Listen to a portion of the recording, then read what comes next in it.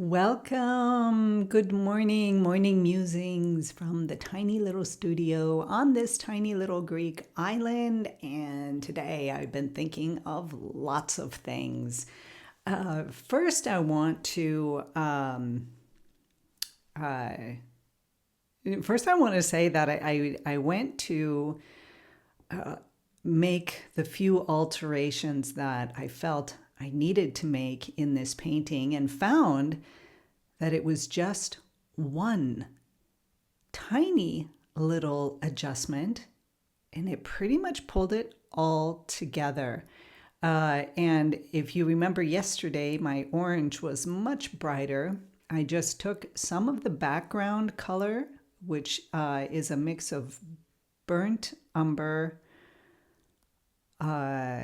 and ultramarine blue, basically, and just kind of scumbled over the top or glazed over the top. And it just pushed the orange way in back and got it out of pulling the eye.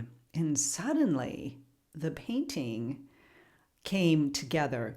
And the second thing that I did was, I wish I could upload a photograph here. I will upload it, or I actually have uploaded in the YouTube Shorts, placing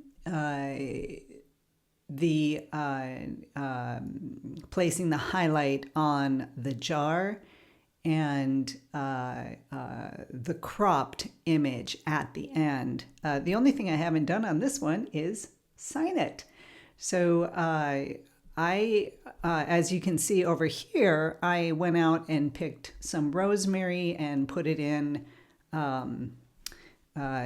This is, in fact, the ceramic vase that I used for this painting. But you can see how, because I liked the shape, but I did not want the bright colors, so I really toned it down.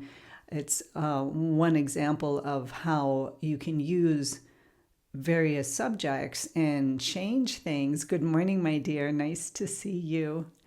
You can use it to change things and help create a stronger composition.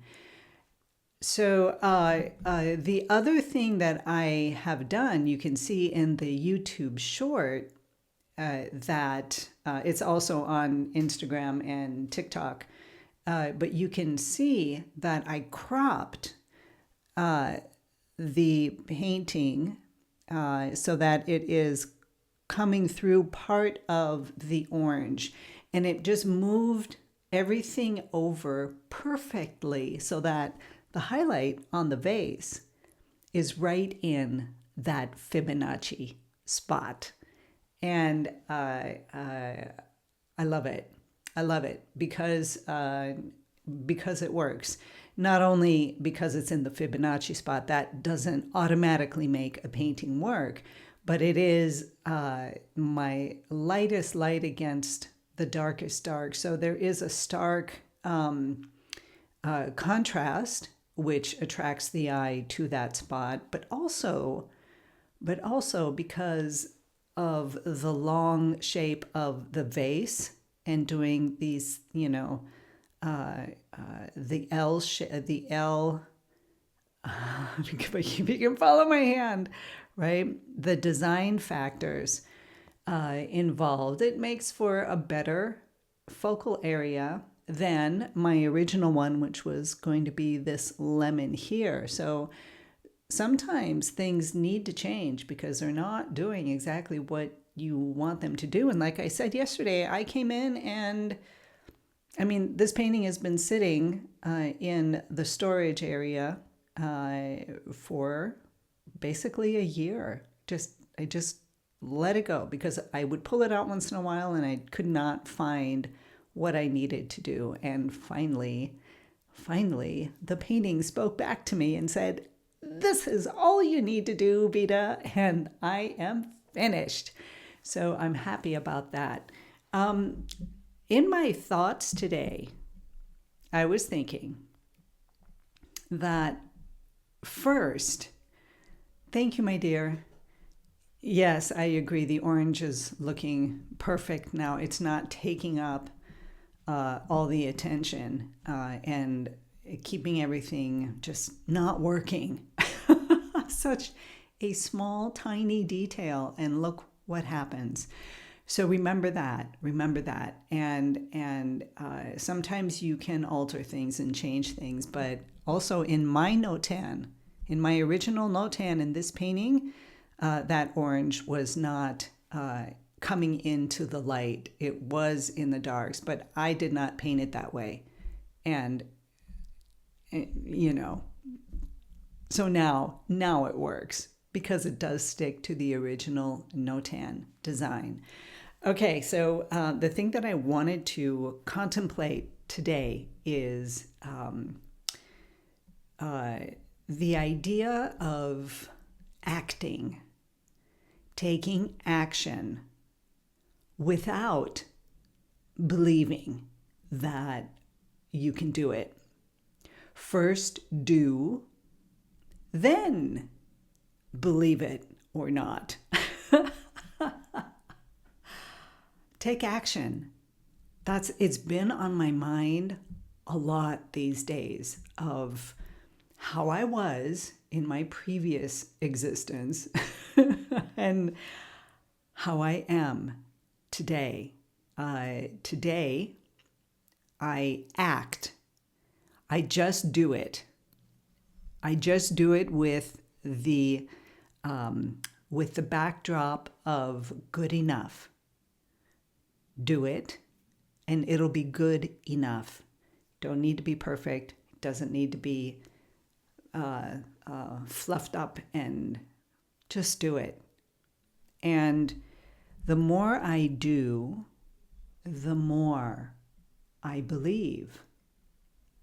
And what kind of belief? Well, that's a personal choice for anyone. But for me, the belief is the more I believe in me, that I can act, I can do, I can be present doing things in my physical ego self, and it'll all be good. It'll all be okay.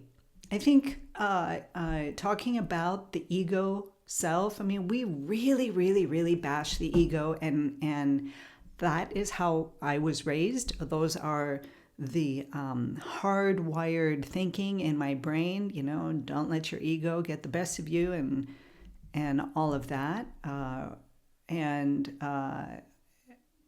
I'm just coming to a different understanding of the ego. And I no longer think that our egos are bad. We wouldn't have an ego if it was there to harm us. And again, I'm going to come to that area of being in balance, right? Of coming into balance. So you have the higher level, your more contemplative, inspirational, introspective level that it's not a thing, right? It's not a thing. And then you have your physical level, which are things. It's material, it's ego, it's all of these things that we do. So you get an inspiration and then you act on it. A lot of times in my life, I would get the inspirations, the ideas, but I just couldn't act on it because I didn't believe in myself enough. And then, like I said before, like with this fly lady thing with cleaning the house, I mean, just putting things, and it was the first time I came across the idea of good enough. I'd never really heard it before because in my life, especially growing up in the States in the 60s and 70s and 80s, was like, you gotta go, you gotta be perfect. Although that was not the word that they used, but you have to be, push beyond yourself and all of that kind of thing to be successful, to be somebody. Like I wasn't anybody already. I was already a somebody. We all are. But anyways, scratch that part. We learn to bash the ego like the ego is a bad thing. Ego is not bad. Ego runs out of control when we are not connected, when we don't have both sides of the coin working together. So we have the abstract area, the inspiration coming in, and then we shut down in the physical. Or maybe we're all physical and all we do is physical stuff and we're ego-based and we don't open up to a deeper, more contemplative, spiritual, call it what you will, practice. And it's all about coming in to balance. Balance. And when you are in balance, your ego is your best pal. Your ego is your best friend. Without it, you don't really do very much. You haven't got the willpower, let's do that. I want to try that. So here's the difference of my previous thinking to my thinking today. My thinking today is good enough. My thinking today is first act, and then the belief will come. You will begin to believe in yourself. It is a fact. If you don't act and do and stumble a little bit and open up to doing more, the belief in yourself, the self-confidence cannot grow. It can't expand. It can't envelop you and become you when you're up here. It's not going to work. You have to act. And acting and self-confidence all come in this third chakra, solar plexus area, which is the ego. Is where the ego lives. It's the willpower. We're going to do this. Let's go for it that way. You go with it. You make your mistakes. It's not the mistakes that matter. What matters is that you moved, is that you worked with it, is that you went with it. And that's kind of where I'm at today. So I went to do this painting, right? And to fix it. And I had all these ideas, but it wasn't until I acted on the painting, until I actually stood in front of my easel and began to make the adjustments that I expected to make, that I was like, no. What was going on up here is not exactly what was needed. Yes, some of it was, right? I actually put in the pot, the rosemary, and looked at it and was like, no, and then scraped it back, put it into the background, right? And pushed back the orange, brought out the highlight, and cropped a little bit on that side. And there you go. It was by doing that I was able to find the correct composition, the correct final oomph of this painting. So now I'm going to go and sign it after we shut down here and let it dry and put it out into the world for sale. And yeah, so that's the beauty of it, you guys. First do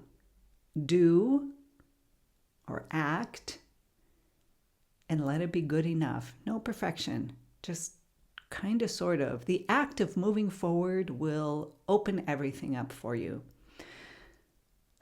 So those are the things that were on my mind. They were just kind of, another lesson that my ego is vital, that my ego is also my best buddy, and that there needs to be a balance. There just needs to be a balance for the human being to work beautifully, to not get lost. It's the same in our paintings, right? You need to have an understanding of the notan and moving it down and the creation of the painting and all of that together coming into balance in order for you to grow as an artist. And that is probably why I love painting so much. So that is all I'm going to say today. Be inspired, be creative, be you.